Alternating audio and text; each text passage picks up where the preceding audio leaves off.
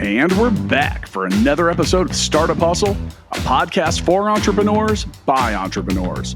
If you want to start, own, or build a business, then you're in the right place.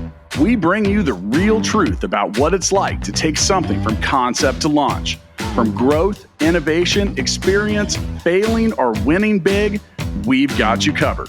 So let's get down to business with another episode of Startup Hustle, brought to you by Fullscale.io.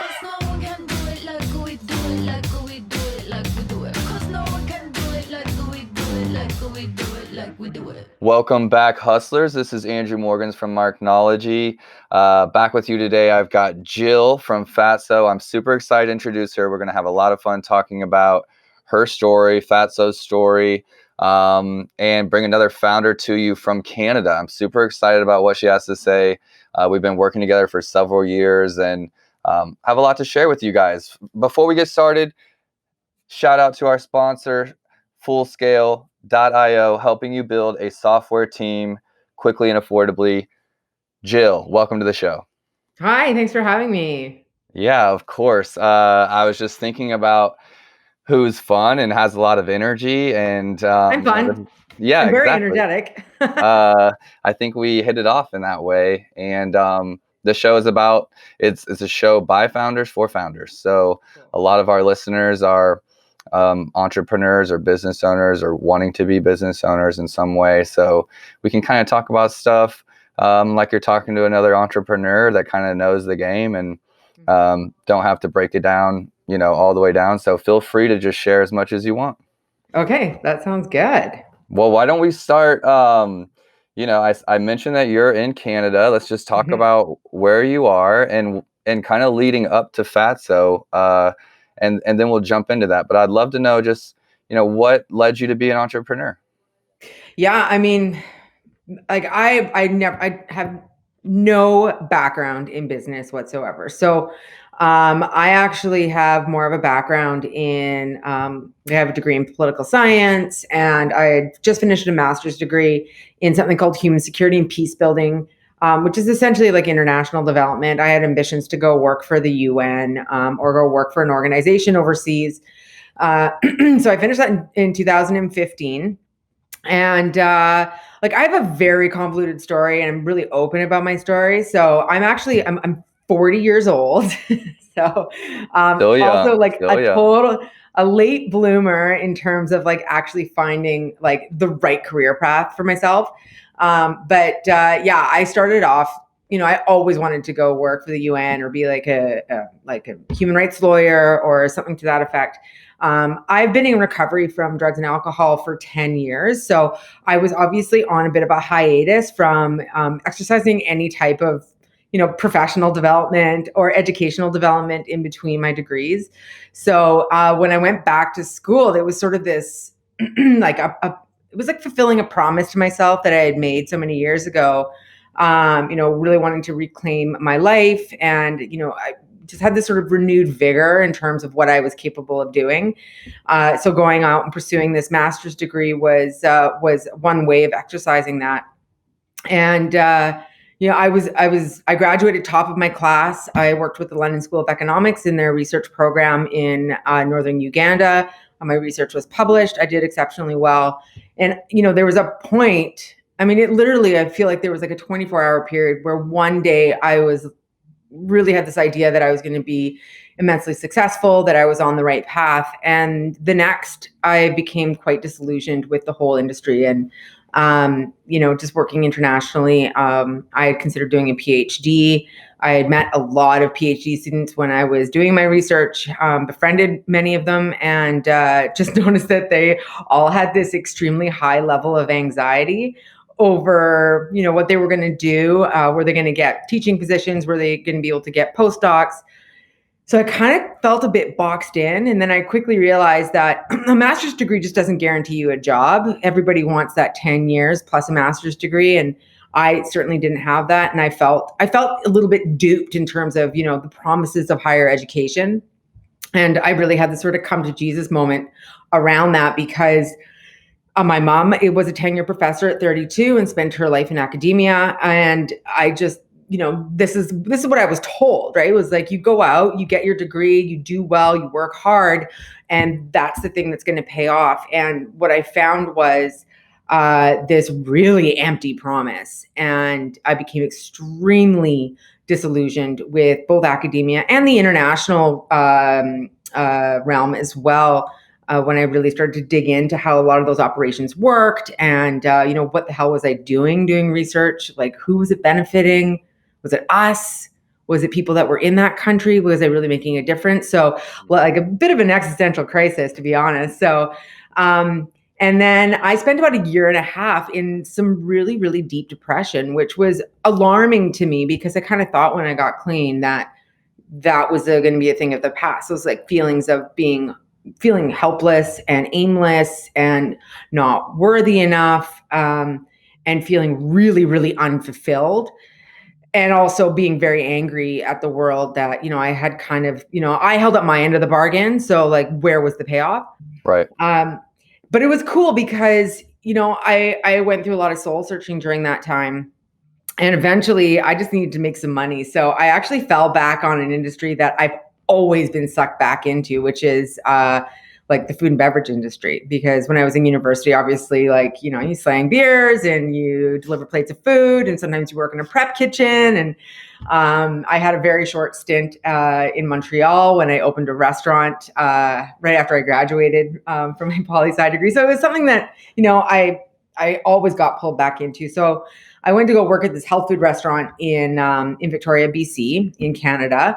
And we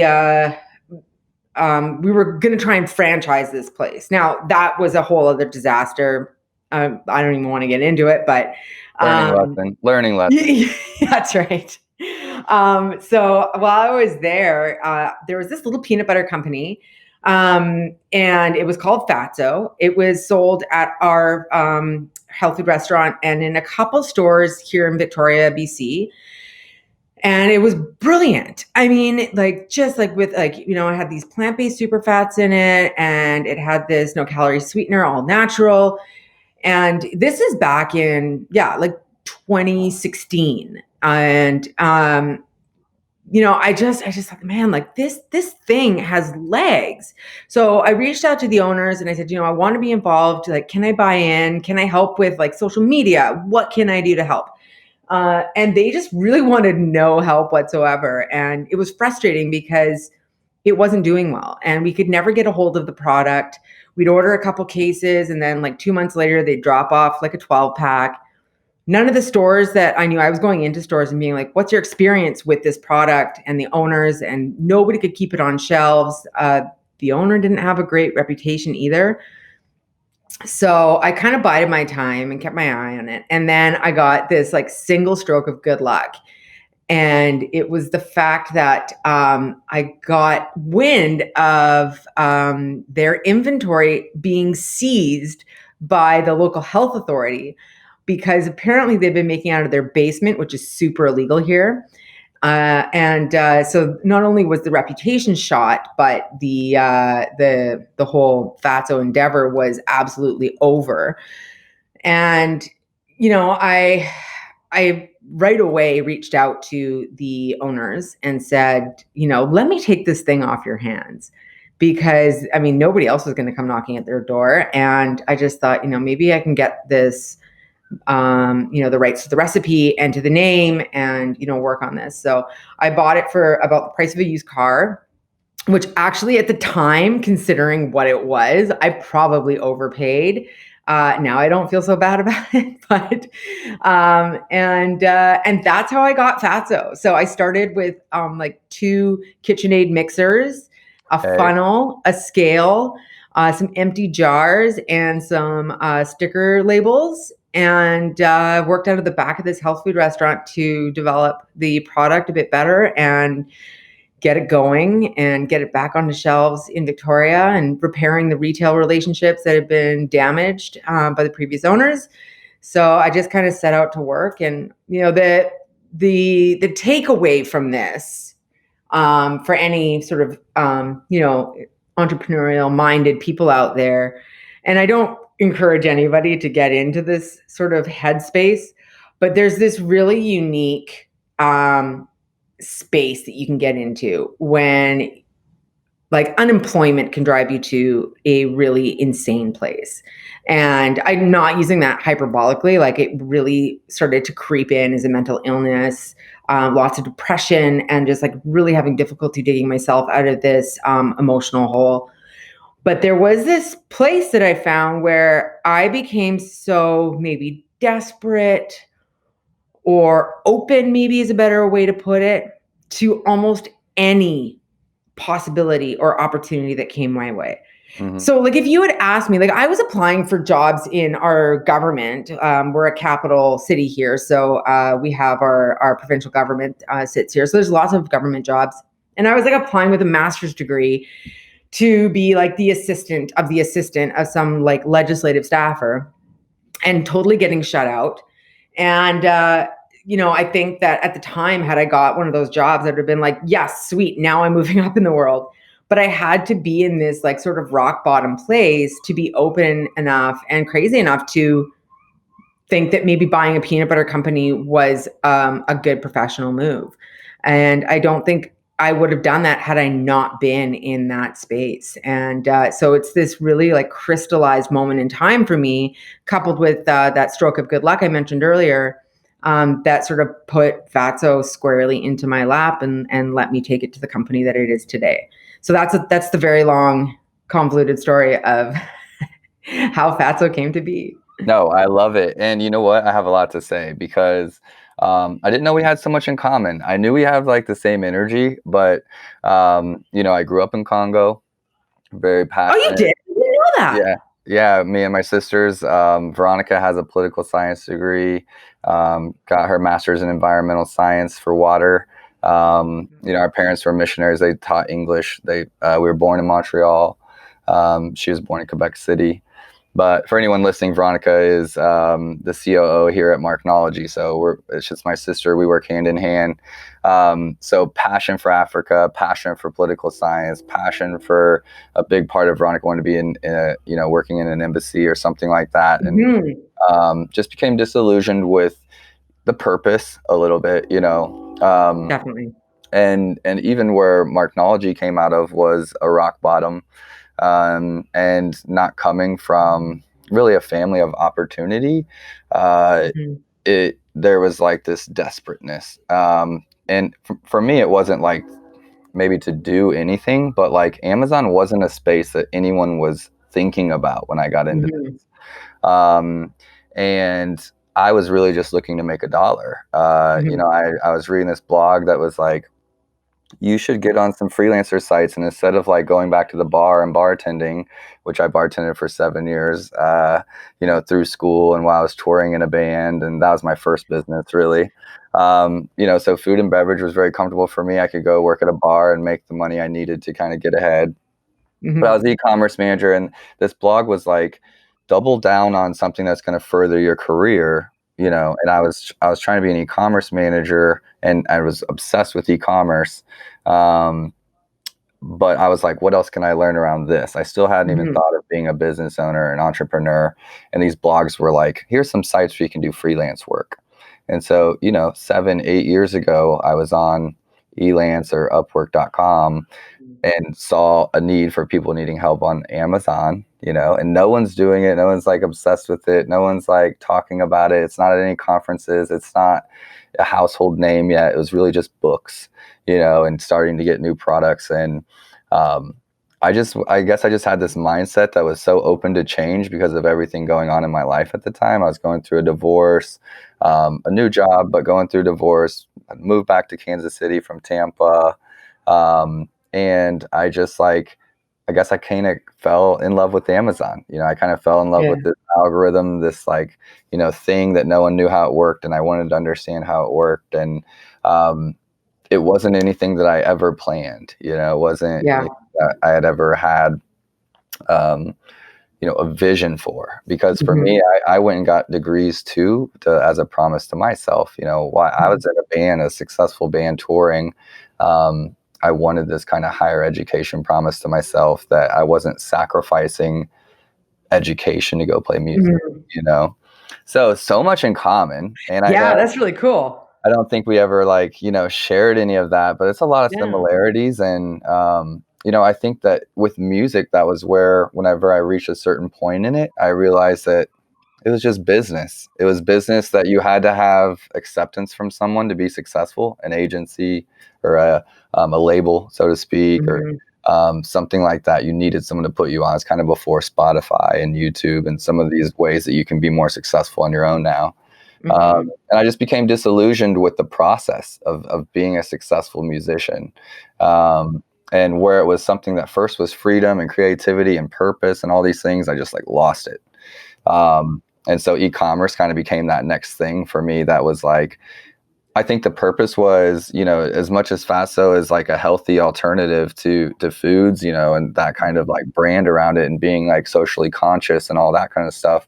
I love helping other people build their brands. I find reward in it. We do good work, and we help people tell their story that they're trying to tell, Mhm. so let's get into Fatso. So you took over Okay. Fatso. Yeah. You start working on relationships, rebuilding Mhm. kind of what you had. You had no business experience. I had no business experience when I started. I promise you, there's a story that I don't think I'm going to tell because today's about you, but it involves speed dating in my first networking event, trying to Oh. learn, my first business event, and I ended up at a speed dating event, and it was awful. Oof. Oh God. But Yeah, there's definitely some value, I gotta say, in not having business experience. mhm.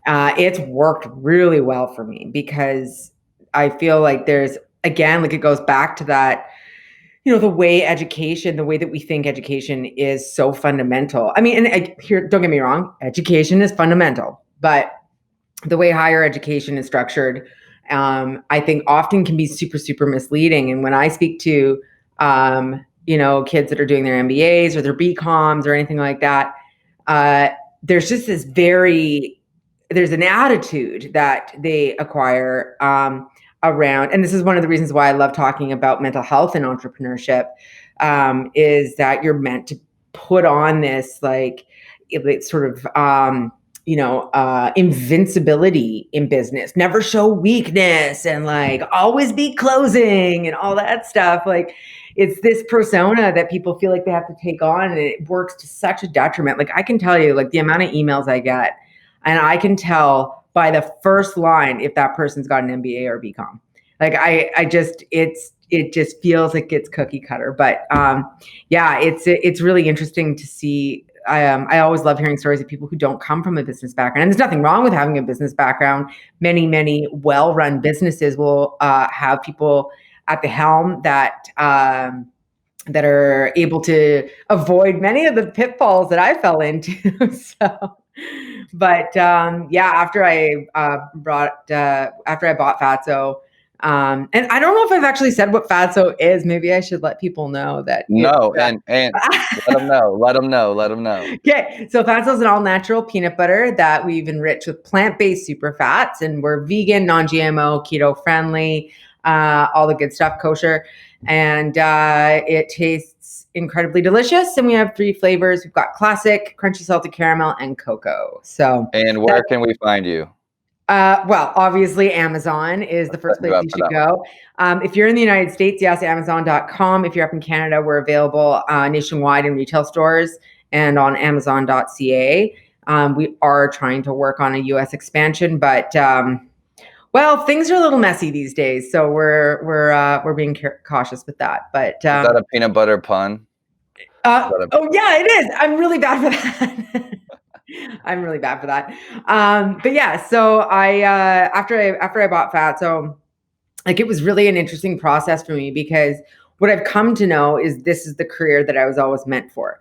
And I don't know if it necessarily is peanut butter. I actually developed a passion for peanut butter while I was doing my research in Uganda, because, and I didn't know this at all, but peanuts are sort of a foundational food throughout Africa and many continents on the planet, as a cornerstone for a protein diet. They don't take a lot of water to grow. They're not labor intensive, and they grow really, really easily.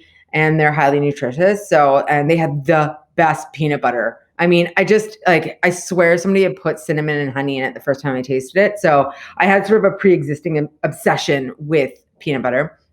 But yeah, so it was an interesting process to get going with starting a business, because you kind of just think like it seems so straightforward. Like you have a great product, sell it to the people. That's all you have to do.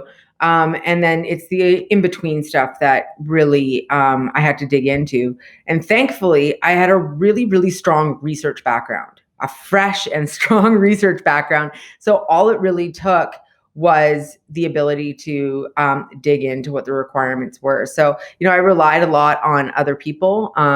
This is another thing that I find that is, a weakness of that sort of quintessential entrepreneurial mindset is the ability to ask for help and to recognize, that failure is often an opportunity. I have failed my entire life. Like I come from actually a very privileged family background. And I fucked that up with, can I swear? Yeah. I'm assuming. Okay, cool. Okay, good. The reins are off. No, I'm just kidding. But yeah, I spending 15 years in addiction and just really squandering a lot of my privilege. Like I've acquired the ability to recognize my failures through being in recovery, from being in a 12-step program. And that was a huge asset to me. So, and the ability to ask for help. And so I've just relied on those two things, not being afraid to fail. Although I will tell you, I ran my company out of absolute fear for the first year. I mean, I just thought like, fuck, I'm 35 years old and I just bought a peanut butter company. Like I remember clearly thinking, like, I just don't want this to be the thing that, the family laughs at Christmas. And I was like, remember that time Jill started a peanut butter company? Like that to me, I think was the thing that drove the fear so much, was that like, I was at the end of this. Like if this didn't work, I did not know what came next. Right. I didn't. And it was a very, it was a super scary time, and it was a very uncertain time. But I kind of just took it month to month, right? So the first thing to do was, it's just like stupid things. Like, where do you get a nutritional panel from? And how do you fill out this paperwork? And where do you get a business license? And, all that sort of stuff. And I just sort of trucked through that process. For the first 2 years, I demoed in stores here in British Columbia. So I live on an island. So I would demo in Victoria, BC, and up to some closer cities like Duncan and Nanaimo. And I would demo in store every weekend. And then I expanded to Vancouver, which is a really large city. I would think it's probably a bit bigger than Kansas City. I don't know population wise, but it's big, I guess. How big is big? I don't know. I think like 3 million. Okay. I think we're like with suburbs, like 2 million. Yeah, it's probably around the same size. I could be wrong about that, but yeah, it's a decent sized city. It's our second biggest Canadian city. Yes, second biggest. We only really have 3 big cities here anyways. So, but yeah, so I would pack my car up, which I was able to fit exactly 73 cases of Fatso into my car. And I would pack up my demo gear and I would drive to Vancouver, and I would back my car up into like the receiving bay at Whole Foods and deliver my product and demo. And I did this for 2 years straight. And I didn't do it because I was like, this is the thing that's going to really put me on the map. I did it because I didn't know what else to do. All I knew was that I had a good product. People really loved it. And I needed to get it into people's mouths. And that was the only way. And I needed to be on the ground to convince them that they should take a chance on this, right? So I just did that sheerly out of the fact that I was like, I guess this is the right thing to do. Do something. Take action. Move forward. Do something. That's right. Always be moving. And like, I enjoyed it because I was really passionate about the product. And the initial responses that I had got, like I started to push this out into my CrossFit community here in Victoria. CrossFitters are an excellent demographic to focus on for us because they have money if you're doing CrossFit. You probably have some expendable income. They're very brand loyal, and they're very into the aesthetics of things, right? And very into their nutrition. And I knew that it would be the right community to push it out to. Really good plant-based super fats. It didn't have any sugar in it. It tasted amazing. This was going to be the community to push it out into. So the initial response I had got from that community told me that I really had a strong product. So I knew that, this wasn't, just sort of, trying to figure out how to get it into stores. This was something that I knew I needed to get right into ground level and get it into people's hands and into people's mouths. And that was probably the single most important thing that I did for my business in the early years, was dig into that. So, so we, once we launched with Whole Foods, it was kind of game on. And we're right across the country now, and growing all the time, and have been planning a US expansion until COVID hit. We're still kind of trying to do a US expansion, but we're a little nervous, guys. Like, we don't know what's going to happen next week. So, but yeah, it was that first 2 years I ran the company by myself. I was my own system of distribution. I was my own broker and salesperson. I ran the website. I ran the Instagram. I did it all. I did trade shows by myself, which was hilarious because I didn't know that you didn't do that. So my first trade show that I showed up to, it's actually a fun story, I missed the big food trade show the first year. So I went to this other one that I was like, oh, this one's going to be just as good. And it was more for like your Crafts and Smuckers, like really big, huge commercial brands. I didn't know that at the time, but I was like, all right, I'll just go do this. And I just remember showing up. I had this booth space, and the person who was next to me, they decided to cancel at the last minute. So the show organizer said, you can have this extra 10 feet, but you have to make it look like you bought the entire booth. So I went to I don't know if you guys have you guys have HomeSense. So I went to HomeSense, or I don't know, it's a TJ Maxx. I don't know, it's a home store, like one of those discount home stores. So I went there and I bought trays and fake plants and like a shelving unit. And then just cautiously tucked the tags away, taped them up underneath. So I made this booth look like I had bought this 20-foot booth by myself. And I won best marketed booth that year, and beat out Smuckers and Kraft for best new spread, jam, or condiment. So those were my very first awards. I think people kind of liked the grit. And I also landed my very first really, really big chain account, which is Overweighty Foods up here, over 200 stores, and got a direct deal. So I didn't have to go through a distributor. We would ship pallets directly to their warehouse. And I just, we had the meeting on the floor. So I'm solo. I would get beg people from other booths to watch my stuff while I went to the washroom. I was run off my feet, and they had the VP of Overweighty come over, and I had to do this pitch. So it's just a bunch of dudes in suits. So it was the VP was a woman. She was just flanked by these guys in suits. And I'm just like, okay, I guess I just have to do this pitch. So I pitched them, and they're stone face. And then they just walk away. And one of the guys is like, we'll be in touch. And the next week I found out that I'd been listed. So a little bit, then that's what I'm talking about with there's this, that was a dumb way to do everything. I'm going to do it all by myself. And yes, I'm going to go to this trade show on my own. But, that's why I say this is the career I was meant for, was that I'm highly adaptable. Mm-hmm. I've been in many different industries. I've had to dig myself out of many a hole. So, I'm kind of used to working on the fly. And, sometimes you just kind of have to act like you know what you're doing, even if you don't. And I've seen that with people that, and I don't want to knock MBAs and BComs, but I also really want to give props to those entrepreneurs who don't have that background and still make it. Is you really find your style when you're trying to figure things out. And I really benefited from that. And, I ran a lot on this sort of I don't know what I'm doing, so I'm just going to walk in through this back door and pitch my product. I ran on that for quite a while. That has run out for me now for sure, because we've become successful. Right.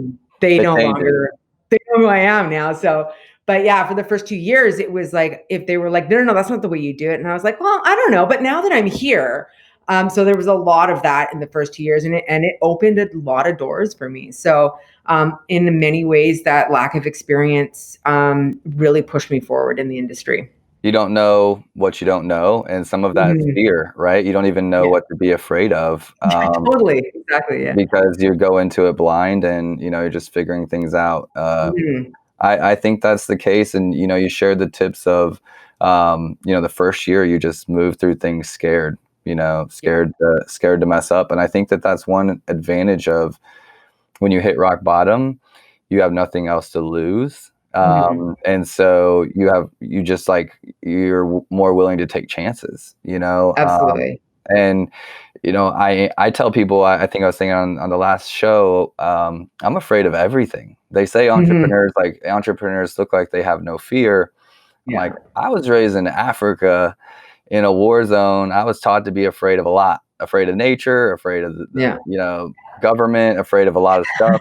I'm like, it's more about, working out your courage and working Mhm. out, the ability to overcome those fears every day, and you have to practice that. It's just like going to the gym. You got to train, you got to take small steps. You got to, your first step before you made that big pitch was, being on the grocery floor store and pitching individual Mhm. people that walk by and demo your Yeah. product. And, you just get better as you go.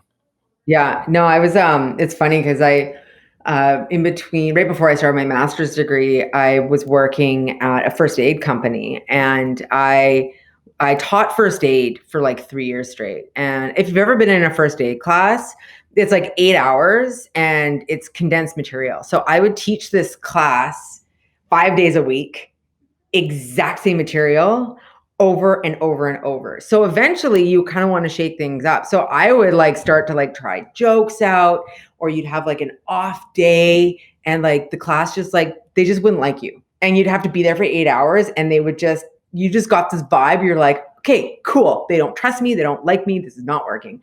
Or you'd make a joke and like nobody would laugh, or somebody would roll their eyes.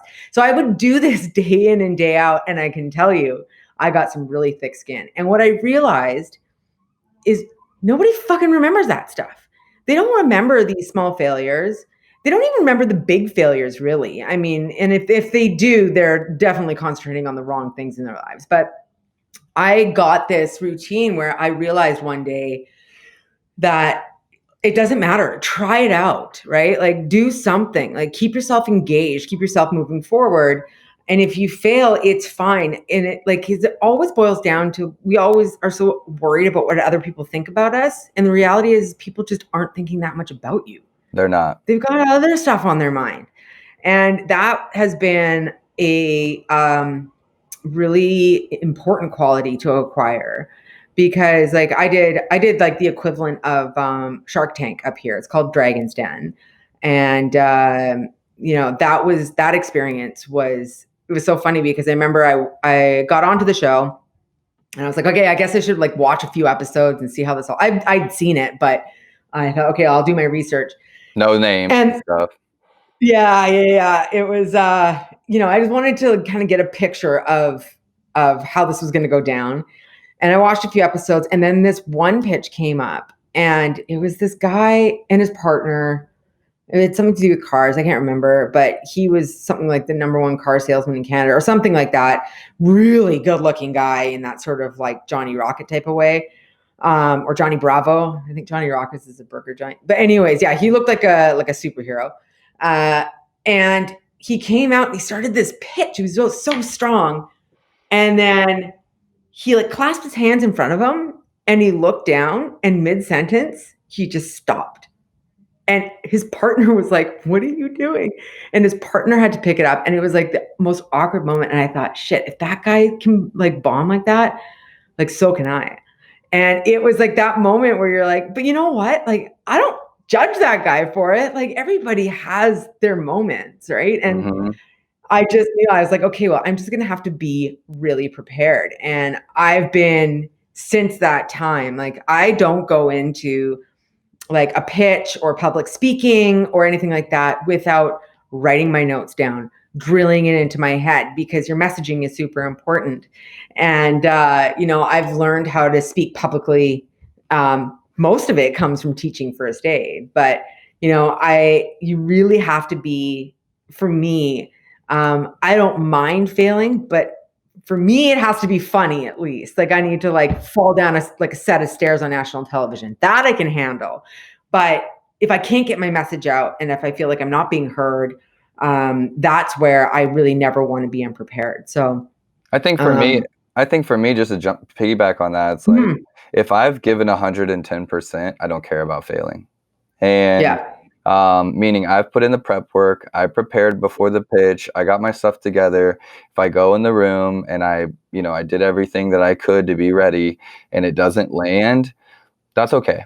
And I have no problem swallowing those, those failures. And I guess I just really beat myself up if I feel like I didn't give it my all, So I try to go through everything and just give it my all, because win or lose, if I'm giving it my all, I'm okay.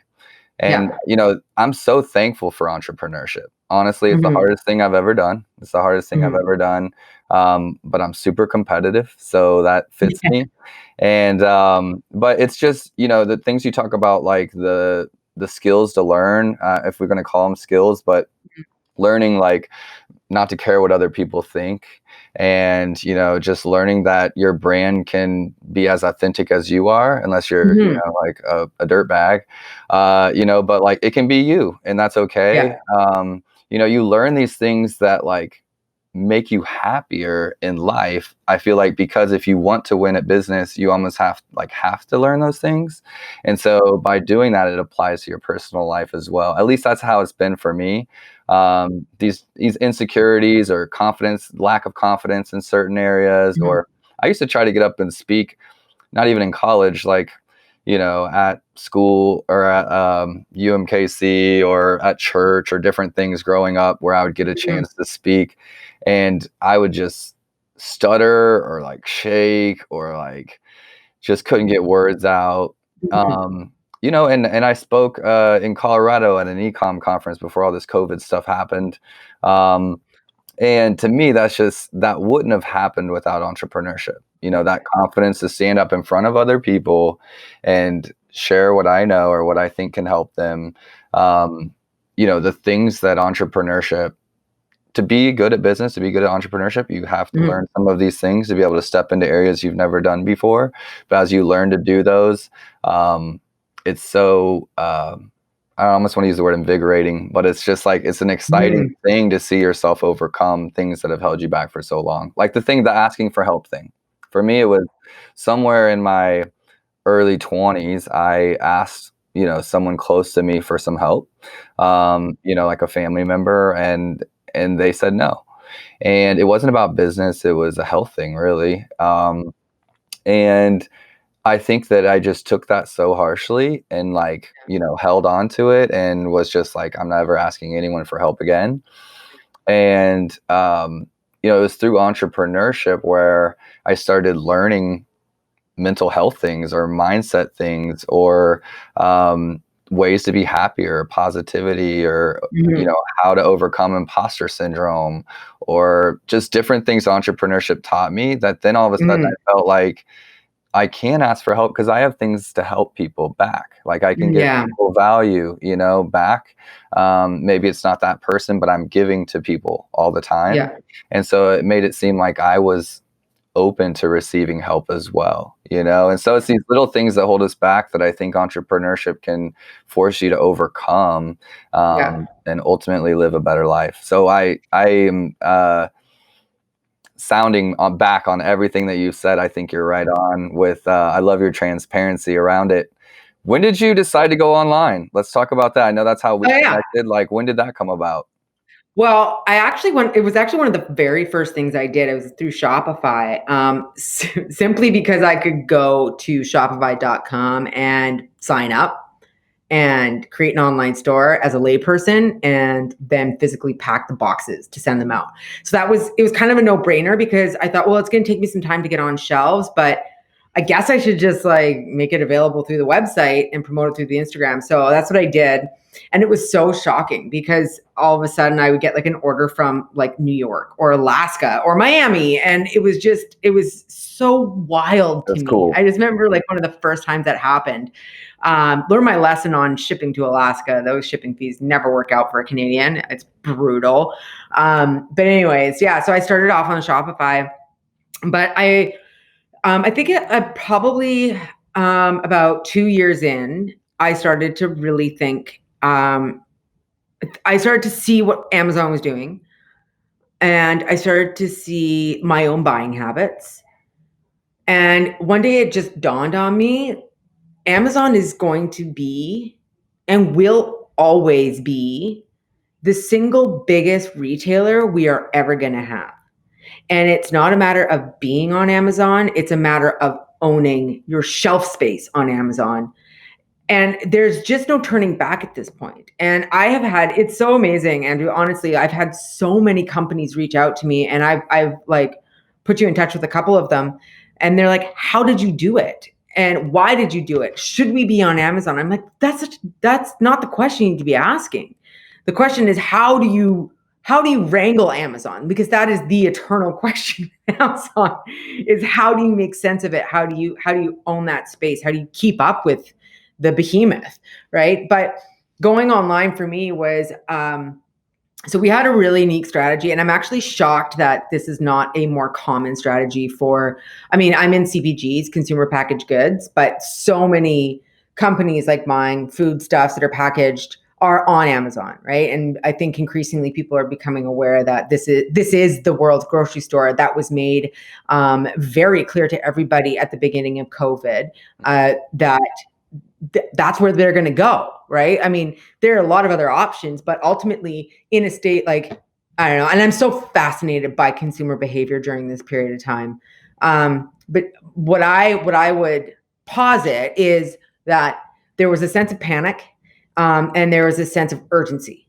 And those are two things that Amazon is really good at responding to. They're going to have what you need, and you're going to get it fast. And I feel like there's other online platforms that people may have used, but Amazon is sort of the go-to for that stuff. And so when I launched on Amazon and really made like a meaningful push onto it with you guys, of course, like it's a really hard and extremely complicated platform. A learning curve. It is.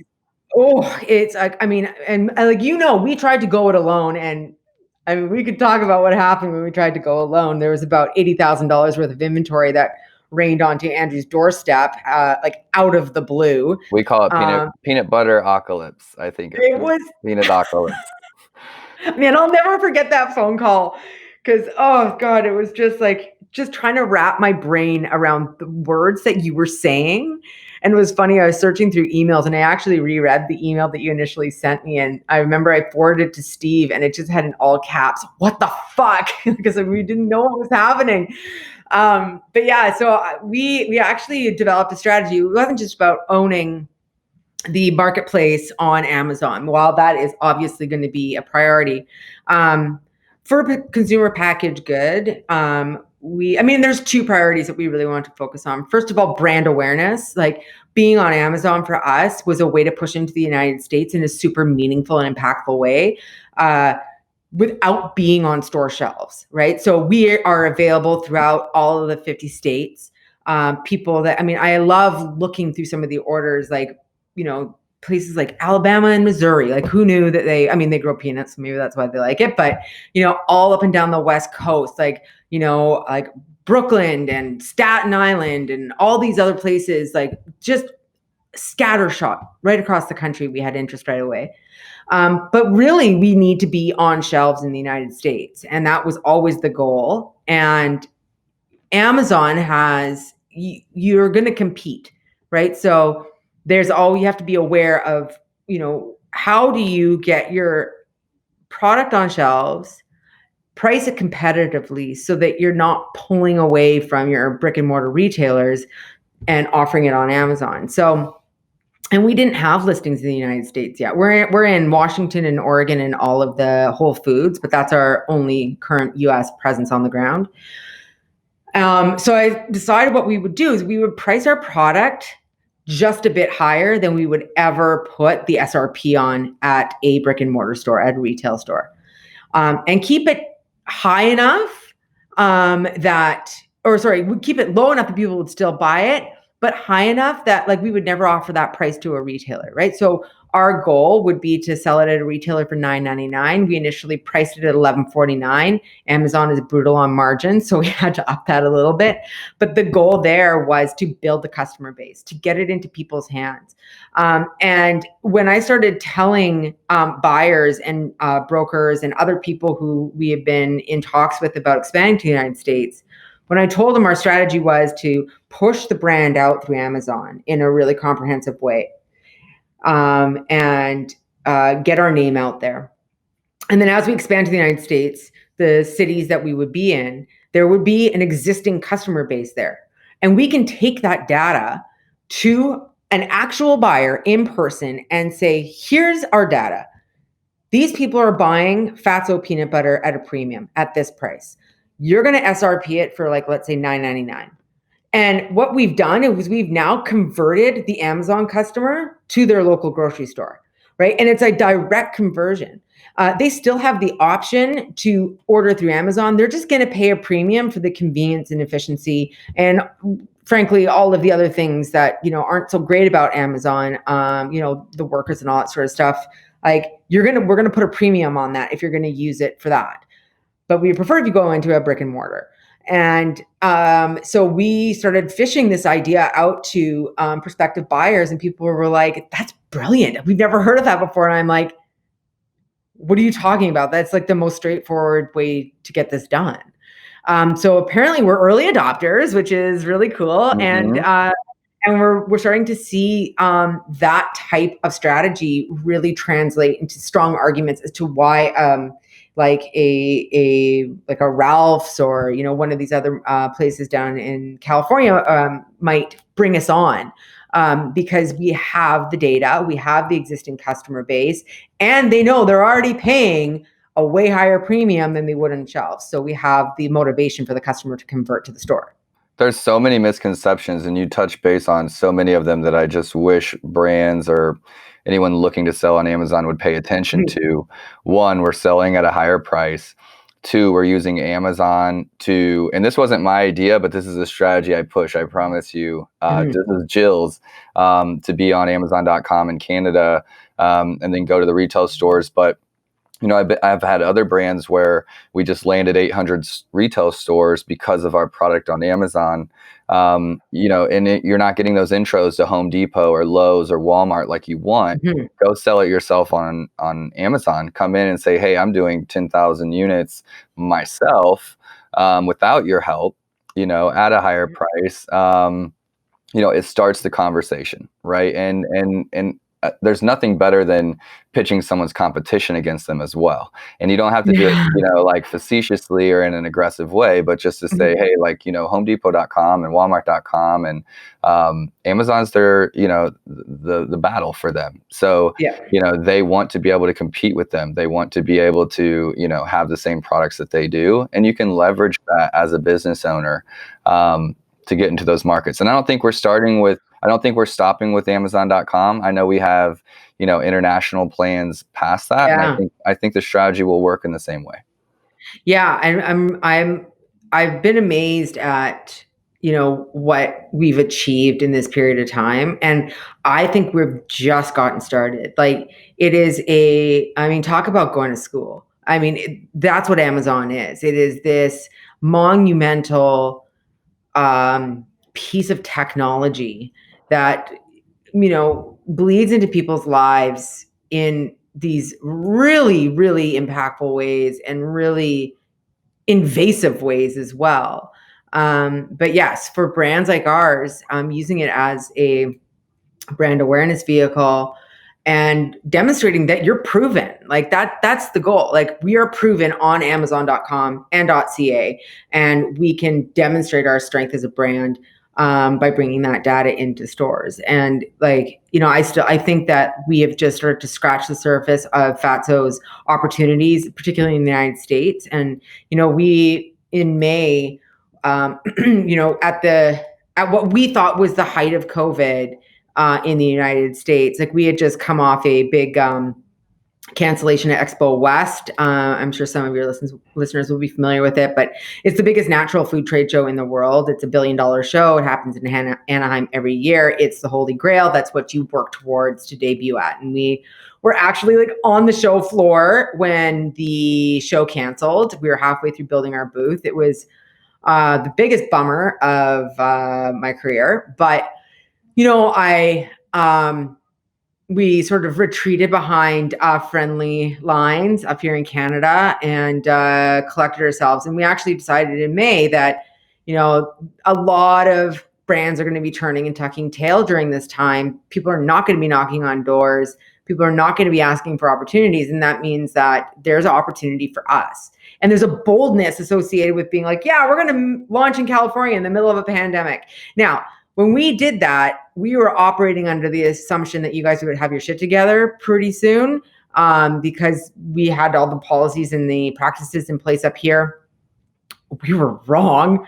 It just kind of got out of control. And so, we are still using Amazon to push that in there. And it's been nice because Amazon has been the place that it's our shield, right? In terms of our US expansion.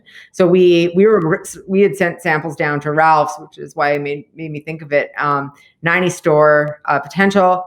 And I just thought, if we can't be down there in stores, hiring demo staff, meeting buyers, educating their staff on the ground, there's no way we can support listings. So we've actually pulled up out of California right now, and we're going to be concentrating on the Pacific Northwest, which is somewhat of our, our home base. So, but the wonderful thing is that we can still use Amazon to continue to push that sales data. And while we are building ourselves up, we are planning on how to enter the United States once again. But it's been a huge learning curve. But I will say this, Andrew. Having Amazon locked and ready to go when COVID hit was the thing that probably is going to see us through this thing. I mean, our retail sales are fine. Like, it's great. But I am telling you, like, the amount of people that were like, how glad are you that you were on Amazon? I was like, I can't even tell you. Like, our sales skyrocketed. It pushed us to dig in even harder. It really showed us the potential. And we were able to turn those lights on where a lot of companies weren't on it. And now they're trying to get it up off the ground. Right. That makes me really happy to hear. And, you're one of our first customers with our, our warehousing and our 3PL and kind of connecting that together. And it was fun. It was fun. So I appreciate you taking a chance on us. But that was, we locked and loaded around here and feeling like we were very much part of our brand's teams, in regards to like holding the fort during COVID and everything that was happening and how are things going to happen. And, not knowing if Amazon's taking shipments or not taking shipments. And that was wild. Yeah. I forgot about that. It was stress. It was real stress. And, but coming out on the other side of it, it's like, we wouldn't have been there without prep. We wouldn't have been there without prepping for it the right way and having listings that people could find. And simply by being in stock, we were winning because so many vendors weren't prepared to stock or, allocate enough inventory to Amazon. And those simple things resulted in a lot of success during the time. Yeah. No, it was a, equally scary and exciting time, but, it really showed us the power of e-commerce, and it really showed us the power of like making sure that you do have that market share and that you're ready to go. And, I've been asked, tenfold that like, how did we manage during the COVID crisis, or what are you doing? What is the thing that's keeping you afloat? And we're like, it's e-commerce. Like we had it on last year, and when this hit, we were like completely streamlined and ready to go. And I think people are really getting wise to this now, because this is a whole new way. I mean, people went bonkers on Amazon, but the thing is people are now they're learning a new way to shop. right? So consumer behavior is shifted forever. And, with new spikes happening and we don't know what's going to happen in the fall or winter or whatever, they're going to flux back always to e-commerce, and really making sure that you're able to ride that wave and, be prepared. But, I think there's going to be some really interesting findings on how people are shopping, in particular for groceries, because it's a daily necessity.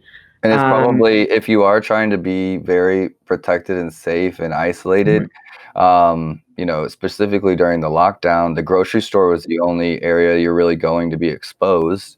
At least in Kansas City around here, it was like, life's happening at home. Maybe you have a small staff at your office. For me, it was the same people I was doing life with. So it was them, the office, which we sanitized every day, home, which we sanitized every day. And then the Wild West was the grocery store, so stressful. So it's so stressful. Being able to just, order online, order your groceries. And you were talking about, I've been helping brands on Amazon. I'm going on 9 years now. And I've been obsessed with it. I've loved it in the same way that you see your brand selling through Amazon. Now you have a different relationship toward it because it's kind of your lifeline. I've seen that and I've got excited about it. And whether everyone's not on board with it or we don't always find success with every brand, I have seen its potential. And so I'm very passionate about it. And, you're talking about, I feel like what COVID in this time has done for e-commerce is, before I was having to convince people you need to be on Amazon. And then I need to convince them you need to work with me. And now it's like everyone knows they need to be on Amazon. And just how do you get there? Who do you work with? But the conversation has changed. The conversation has changed. It has. Yeah, one of the reasons why we ended up pulling back up from California was, and it just happened in when I was doing my own grocery shopping, I was looking for yogurt. I've decided to start making my own butter. I'm not going to get into it, but it's super good. But yeah, I was looking for a starter for this cultured butter I was making. So I was investigating all these yogurt containers. And then I stopped and I was like, Jesus Christ, I have touched 15 different jars. And I just grabbed one and I left. And I realized that if it's bad up here, it's really bad down in the States. And what people are not going to do is see grocery shopping, at least not right now. Grocery shopping is not a leisure activity. It is a survival mechanism. That is it. People are not going to stop if they see a brand new peanut butter on the shelf and be like, oh, cool, what's this? What are the nutritionals on this? What are the ingredients? They're not doing that. And some of the data has actually shown that people are retreating back to old brands. Even if they're eating healthier peanut butters, they're going back to Skippy and Jif because they know it, they can grab it, they're done. They already know what's in it, even if it's bad. So the consumer behaviors that are starting to happen, we're watching very closely. The nice thing is that you can browse all day on Amazon and not touch a damn thing. So, there's a lot of benefit in understanding how people are going to be behaving in grocery stores and what that means for the future of e-commerce and for your brand in grocery. No, I love it. And, it hasn't always been easy. There's one failure I wanted to talk about outside of Peanut Butter Apocalypse, which wasn't a failure. It was just happened. But, whenever we were first getting the brand on Amazon, and this is what, I was glad we did when we did. But there is, if I remember right, and you can correct me if I'm wrong, there was a distributor or a wholesaler that was, speaking with Amazon as Fatso. And so they had essentially, for anyone listening, they had told Amazon, hey, we're Fatso, create a vendor account with us. And so as far as Amazon was concerned, there was someone besides Jill here that was Fatso on Amazon. And we were stuck for a little bit. We were just like, who could this be? What's going on? Why is Amazon saying that there's somebody else in charge of your brand? I think that was on Canada. Amazon.com was fine. It was .ca, and we literally had to send out formalized letters, all but accusing our distributors of illegally, fraudulently using our brand to sell Fatso. And it was really embarrassing. And we had some people, some of our distributors, be like, how dare you even ask us this, right? But we had to. But we had a feeling there was one shady one that would never quite. And here's the fun thing, Andrew. I've got a follow up to this story, and it happened yesterday. So okay. So I must have known. So yeah, that one was. I mean, I remember it drove us crazy because it's really easy to say that you're a brand if the brand hasn't claimed that name yet, Right. which I don't think we had at that point. Claim your shelf space is what I'm trying to say. Yes. You Oh my God, got you have to do it because unless you have a trademark in that country, which we are having difficulty, like we have a lock on the trademark in this country, but we're not approved for it yet, but nobody else can use it because we have our application in. But like you need to be able to prove legally that you are who you say you are. No amount of identification, passports, birth certificates, company registries, lawyers, notaries, none of that is going to matter unless you can submit a trademark certificate. That's all they will take. So for us, it was just like, we were like, we can show you our trademark registry. They were like, no, you have to have a registered trademark. So I remember it was the mystery of the century for us. It was the most infuriating thing. And then we finally got an answer from this distributor. And they said, because somehow we tracked it back. I think we did some like sleuthing. We did. I can't say that on the air. You got to hire me for that. Yeah. Okay. Yeah. Yeah. We did some like hardcore sleuthing on this, and we kind of had a feeling, but we had to prove it. But I think when we finally got the evidence and we brought it to the distributor, the guy, I remember he called and he left a message on my answering machine and said that a guy in his warehouse had been siphoning Fatso from their stock and selling it on Amazon. And that guy was going to be disciplined. Now, this means that there was a guy who was selling only to the benefit of his company. Some laborer was selling to the benefit of this distributor. This guy apparently wasn't making any money off it.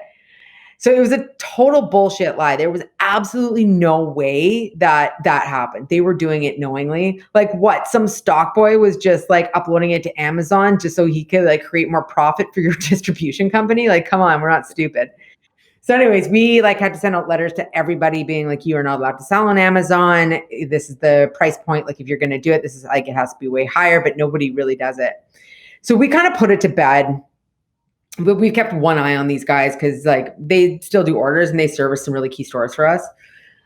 So yesterday we got an email from this guy and he's like, hey, I see that you are no longer selling singles of Fatso. We'd love to put in an order and start servicing Amazon for singles from Fatso. And I was like, the fucking nerve of this guy, because he told us that it had been some like fucking stock boy that had done this all, but they're all admitting he totally forgot what he said.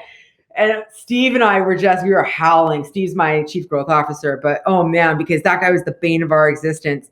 But yeah, the moral of the story is own your market space. Like it doesn't even matter if you're not selling, own it. Get something on there because it will royally screw you. And if you do get screwed, hire Andrew because he dug us out of a pretty deep hole.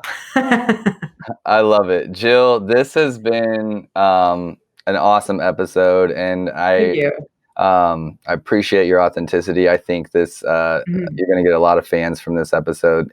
You guys can find her on Instagram, Fatso, at Eat Fatso. At Eat Fatso or eatfatso.com. Eatfatso.com. Follow the journey. You said something about butter. Is that going to include THC? Oh, no. Legal in Canada? No. No? I'm just making my own butter. Like, oh, too bad. I was getting excited. Yeah, during the times of COVID, you know how we all get into sourdough. I was like, oh, let's take this a step further. Let's start making our own cultured butter. So it's really good, super easy, very fun. But yeah, who knows? Maybe I will. Well, I mean, yeah, you can find us on Amazon right now. We're on Amazon Canada, Amazon.com. New flavors coming your way if COVID ever passes, I believe. So we got some fun stuff coming, I know. Yeah. And I can't wait to hear what else you got in store for us, Jill. Thank you so much. Awesome. Yeah, it's been a pleasure. And thanks for having me on. No problems. Once again, shout out to our sponsor, Fullscale.io, helping you build a software team quickly and affordably. Thank you, hustlers. I'll see you next time.